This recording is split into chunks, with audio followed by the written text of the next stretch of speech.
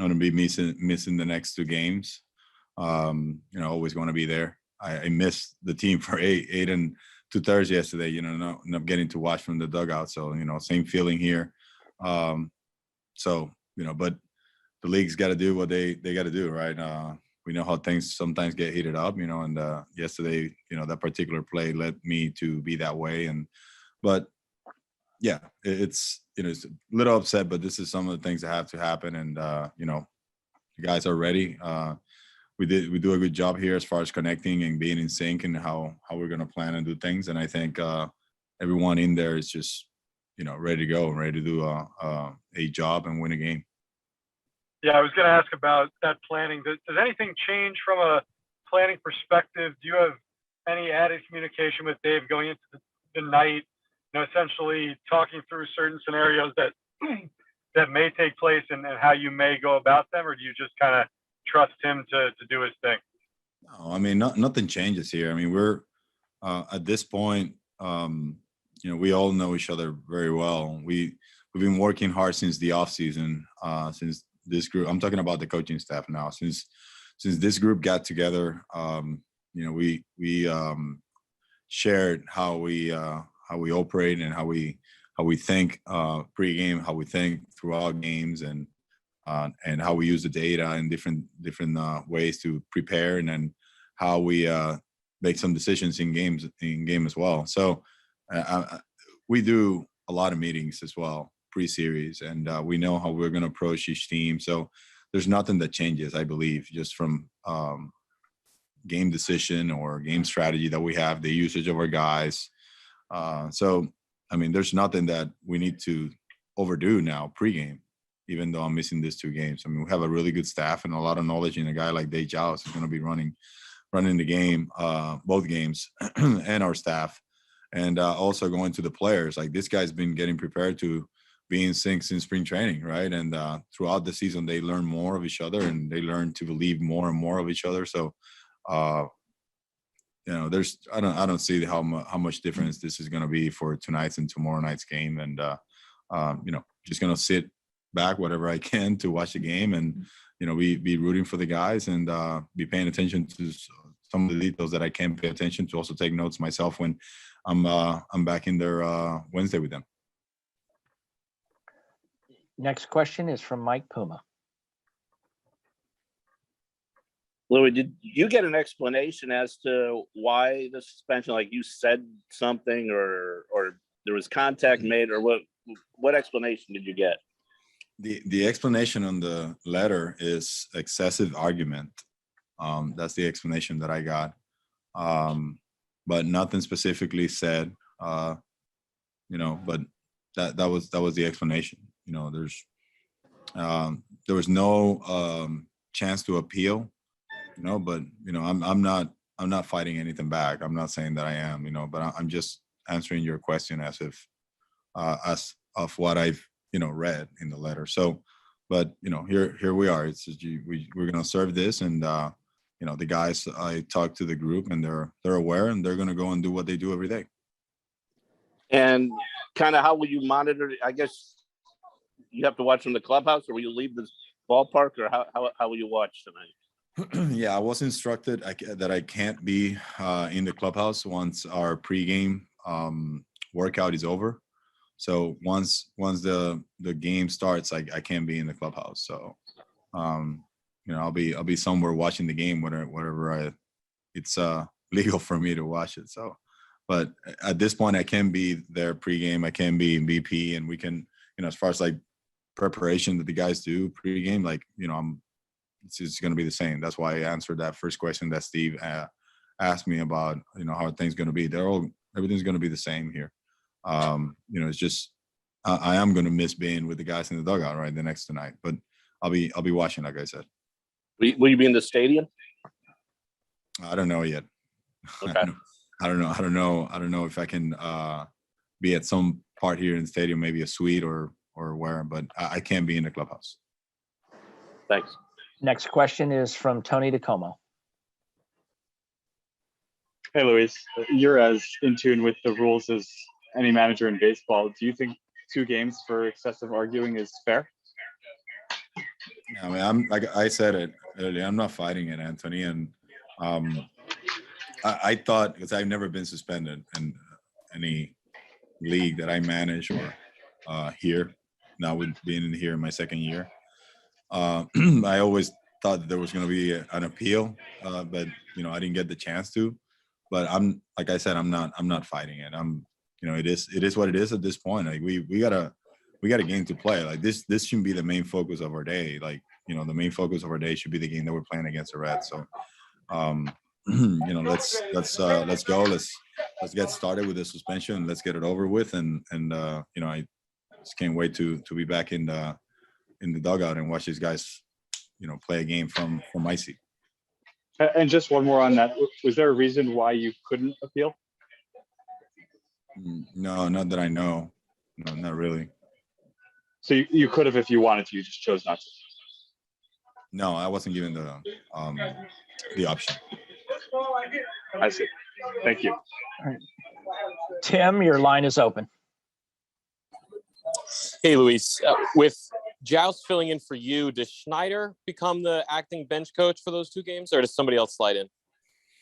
Yeah, Schneider does a lot of bench coach stuff for us. Yeah, I mean, immediately, I think that to answer your question, like it happens that way. Him and Jossie share a lot of information, but all our coaches are involved in decisions that we make in games, and so a lot of our meetings that we run throughout the day lead to a lot of great ideas of all the baseball minds that we have in the clubhouse. And but Jossie and Schneider, they're always next to each other, if you guys see where we stand or seat in the dugout. Like he's usually next to Jossie or next to me, and there's some things that we consult among us 3, and then the pitching coach as well is in the middle of it. So I'm pretty sure that Schneider and Jossie will be the ones that be talking throughout the game for some of the things that unfold differently than we plan, which happens every day. I mean, the game doesn't go perfectly as you plan. So, but yeah, he should be serving almost as the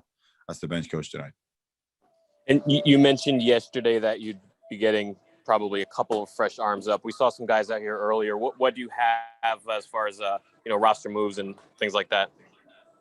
Yeah, we haven't finished with those yet, but we do have some arms here present, guys that may give us length, which we need tonight. So, we should have those corresponding moves before the game start, but we're looking at potentially 2 guys to be activated. I mean, we have a spot open for the Jake IL, right? Yesterday we were playing with 25.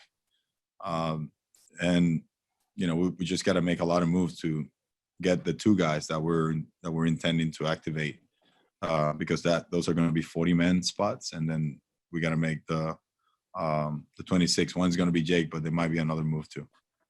And lastly, you got Nito in there for a second day in a row. Is everything okay with McCann? Oh, well, with McCann. Yeah, Nito had a good game yesterday. He's getting the chance to catch again, and our plan is to catch McCann tomorrow, facing the lefty. So, but Nito caught well yesterday, did a good job in a tough game, and he got a couple of knocks too. So, we're just giving him the chance to go back to back. Got it. Thank you. Justin, we'll come to you next. Hey, Louie, in your absence, who's the most equipped to relay the signs like you usually do? Oh, a lot of them. We have plenty of guys that have experience with either different sign systems or knowing mind signs too here, and they can do them. So whether Schneider or Jossie, there's no one. Maybe Jeremy Hefner, if he wants to do the running game, since he knows the pitchers very well too. But those 3 names are the ones, next to me, knowing the signs that they could be running the running game, running the offensive game from a sign standpoint. So they know mine. They also can have some of their own, since it's a rhythm. It's a rhythm of signs, and sometimes you can't just use somebody else's signs, but these guys are so experienced that they might use the same ones that I use. So, but those 3 guys should be the one that start relaying more signs. And then I know you weren't managing in 19, but you were on the staff. Have you noticed an improvement in the way Diaz can move on from the bad games now versus maybe a couple years ago? Yeah, I seen it, and the reason behind that, I think, is because of the experience. I think he can correct himself better now because of the experience of 19. He never went through failure before that year, and that was the year that taught him a lot, made him a better pitcher. And last year he showed it. I think this year we've seen some adversity in the last week, not week because of the break, but 2 weeks, and he's been able to bounce back from some rough outings, like the one he had that Saturday before the last day of the break, where he threw 10 pitches and 9 of them were strikes, and he struck out the 3 guys. So he can bounce back, and he's got a good mindset. I like that he's controlling his emotions very well, and I like that he's making the adjustment that he needs to make with his mechanics. So it all comes from experience, and I think that year was a big one for him to grow more as a pitcher. Thanks, Louis. Matthew, your line's open. Hey, Louis. You guys have had a wild season, whether it's the rain delays or injuries, or now, I mean, you're suspended. The Phillies are creeping up on you. And you mentioned a few questions ago the importance of just focusing on the game that day. So what's the key to making sure the guys don't get distracted by the bigness of the season and just hone in on that big game? There's not a key here, really, just because of the personnel we have here. The group is special, and they know how to take things that may be distracting. They've been really good about them, whether it's the rain, whether it's COVID situation, whether it's an injury, whether it's this. They don't get distracted. I mean, these guys are, group of mature young men here that are determined, to go and win some games, get ready to win some games. So I don't think anything's getting in the way of that. So they have that mindset, and whatever stuff that comes through, that comes their way, I think they turn it into an opportunity for them to keep going, or to learn from. So that's why I just got to give it to them. I mean, there's no particular key. It's just the group itself, and I think we prepare ourselves from day one just to be this way. I mean, there's different mindsets brought here from guys from other organizations, and there's also a mindset that we establish in the off season as a coaching staff and as an organization with our new ownership as well. So will you be able to do your normal preparation right up until, I guess, batting practice when you get kicked out? What? I'm sorry. Like, so for these games where you're suspended, are you able to do your normal pregame preparations up until batting practice? Yes, I'm throwing today. There's no way I'm not throwing. I haven't thrown a few days, and when they told me I could do the pregame with the guys, I'm going out there. I'll be with them pregame, BP, and all that, just as every day. Disha, your line is open. Hey, Luis. So just to follow up on yesterday's play in the first, did you take issue with how long it took your players to retrieve the ball? And did you or will you talk to Taiwan or maybe Nito about fielding that play better, despite that, they thought it was a foul ball? Yeah, no, that's a really good question, Disha. I talked to Walker about it just to see what his thought process was after he tried to kick the ball out, and he told me that he tried to scoop the ball to the dugout, and he thought he threw the ball in the dugout, and that's why he didn't go after it. And runners, when they're going around and they pointed at him to go get it, that's when it was way too late. But yeah, in a situation like that, if the umpire calls it fair, like, we got to react sooner, and maybe prevent the 3 runs from scoring. 1 may score, maybe 2 score, but not the 3 with the bases loaded. So things can happen like that in a game, right? But you got to react really, really quick. But I did talk to Walker about the play. That's the response he gave me. I mean, he's an honest man. He's a humble, honest man, and that's why he's done so well for us. And that's why even though yesterday was a really tough outing for him, he had the same demeanor in the clubhouse, and he was supporting everyone as if, he had an unbelievable outing, like he's done it a bunch of times for us. Thanks. Next question comes from Ian O'Connor.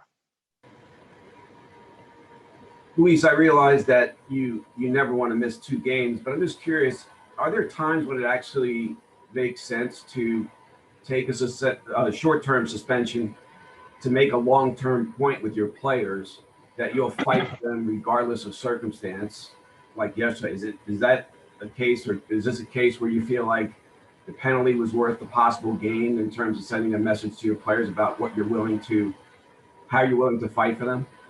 I'm always willing to fight for them. My intention is not to get suspended. That will never be. But my intention will always be to fight for the guys out there. And when plays like this happen, like, you know, what can you do? Like, I would love to have a play like that to be reviewable, even though it's in front of the umpires, because I mean, we're still human and we can still see things that are not. I mean, it's normal. I mean, every day we make mistakes, and I think we can take advantage of technology, even though the play is still right there. But you know, my intention is always to protect the guys. And I'm the person that, you know, can go out there and argue this place. I'm the person that's going to be out there and arguing this place. But it's not my intention going out of the dugout to get suspended. I'll tell you that. That's not in my head. There's some things yesterday that happened that I mean, I had no idea it happened. I mean, I got hot because for me, it was the back call, which I still think it is, you know, made it an embarrassing play. And it cost us 3 runs. He put us in a tough spot to come back and win that game, even though we felt the whole time we were going to come back and win the game. So that's what led me to escalate the way I did. But yeah, I'm always going to be fighting for the guys. I mean, I'm always looking for an opportunity where, you know, I can help the guys in a way, and I can show them, you know, that I'm here for them. So, you know, that was one right there. Andy, your line's open. Louis, from your perspective, did you bump Jeremyriggs with your chest, do you think? I don't remember. I did see the video. There was contact, you know, so, you know, but it wasn't a bumping intention. It was probably getting close. Like I said, I have nothing personal against Jeremy, and these guys do such a good job. And I know it's a non-routinary play for him, non-routinary call, but, you know, it's the heat of the moment, you know, the play, like, it's just, that's just going to lead to that. And but no intention to do anything like that ever. And I mean, that's not me. But getting close and arguing, I mean, I understand where, you know, probably we made a little bit of contact there. And you just mentioned it. You still think the call was wrong. Where do you have the ball as fair there? Do you think Walker picked it up on the foul side of the line, or was it off the bat that it was foul? Well, I mean, this is what I think of the play. Like, you know, the ball starts foul and it's tailing back towards fair territory. And as the ball's rolling, I don't think it touches the line at all. I just think it's you know, close to the edge, but there's still a small separation between the ball and the line. And that's when Walker touches it. As soon as he touches it, I mean, the ball's still foul. But if the ball is going from fair to foul and it's leaving the line and then Walker touches it, I mean, I can see when probably a play is going to be called fair, because then it's too close going fair to foul. But going foul to fair, like that's what, for me, a play like this should be reviewable moving forward. I mean, I don't know if that's going to change because I'm saying it, but it's you know, it's my argument, and I wanted it to be checked with the other umpire that had an angle like he did, and I was denied, you know, and then he put us in a position where we had nothing to do, and we just had to take 3 runs because of that call. So, you know, but I still firmly believe it was foul. Okay, thank you. Rich Catino, your line's open. Hey, Louis, a lot of things have happened to you guys this year, but you brought a lot of players up from your minor league system, allowing them to perform well in some big spots. How much has it helped them to be around players like Nimmo and Dominic Smith, who kind of had their ups and downs and getting to the big leagues, and then made the most of their opportunity when they got here? How much time have the young players spent with those guys to kind of pick their brain on how to execute a game plan in the course of a game? Yeah, it's a good question. It's great that you're bringing that up, because that's exactly how it goes down in here. There's guys that are very that are vulnerable.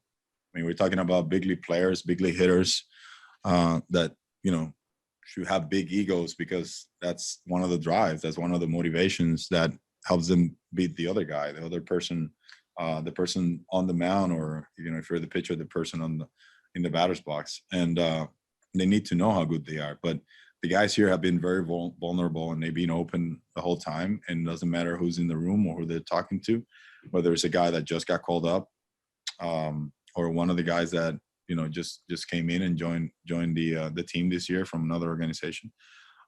They've been vulnerable, and guys in there go like, "Hey, we're not. There's a lot of us here that are not having great offensive numbers out there, and the guys that are coming in and see a guy just being open like that, being vulnerable, knowing that, he's going to start doing good at some point. Everyone starts feeling comfortable around that because they're open. So a guy like Dom, a guy like Conforto, a guy like Francisco, that, been through some struggle this year, and we've seen the ups and downs.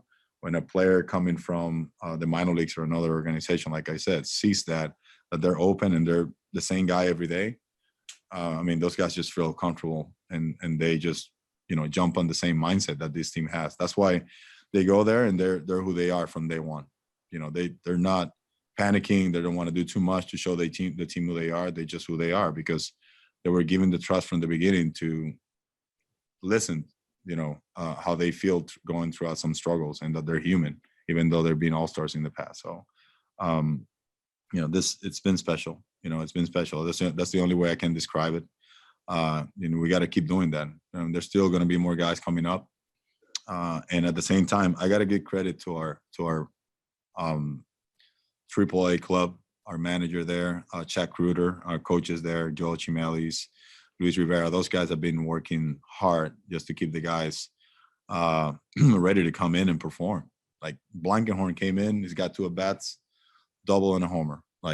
That's one example from, the one that we have closer to today. So they've done a good job in the minor leagues with the revolving door and the guys that come up to help us to win some games. Tony DeComo, your line's back open. Hey, Luis. So what's up next for Carrasco? Cookie is going to throw he's going to pitch tomorrow in Trenton. He's going to pitch for Syracuse tomorrow. And do you have sorry, go ahead. There was more. So yeah, no, that's it. He's going to pitch there, and then we'll see what the next step is after tomorrow's outing. We want to see how that goes, and we can talk more. But I talked to him today. He called me and we talked for a little bit. That could potentially be his last, though, if things go well. Potentially. Let's see. It's 3 innings. We're aiming at 3 innings tomorrow. 45-50. And I know you'll probably laugh at this, but any more clarity on tomorrow's starter? Yeah, we're still TBA at this point. Let's see. Thank you. Right. Disha, back to your line.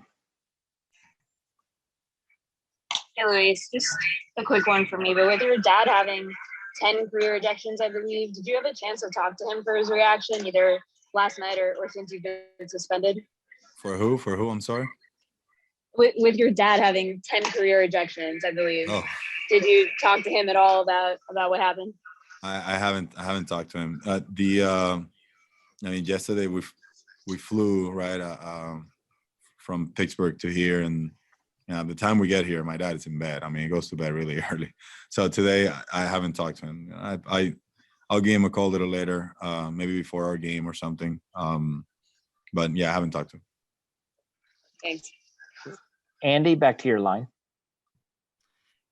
With Carrasco, the way that not just the Mets, but plenty of teams use pitchers nowadays with potentially shorter outings, is it less important to stretch out on a rehab assignment? Can you come back with after a 3-inning appearance, maybe stretch out a little bit in the big leagues? Yes, he could. We talked about that potentially happening. So that's why we're interested in seeing how tomorrow's outing goes and how he feels. And then if he wants to do that, then we can probably talk about meeting us. But if he wants to do another one and make sure that he stretches into another inning or a pitch count, then we, for sure we'll wait. This guy's worked hard to be at this point, to be stronger now when it comes down to his hamstring. So we still want to make sure that he feels right to come and meet us. Thanks. Louis, thank you very much for the time. Thanks, Harold. See you guys. This concludes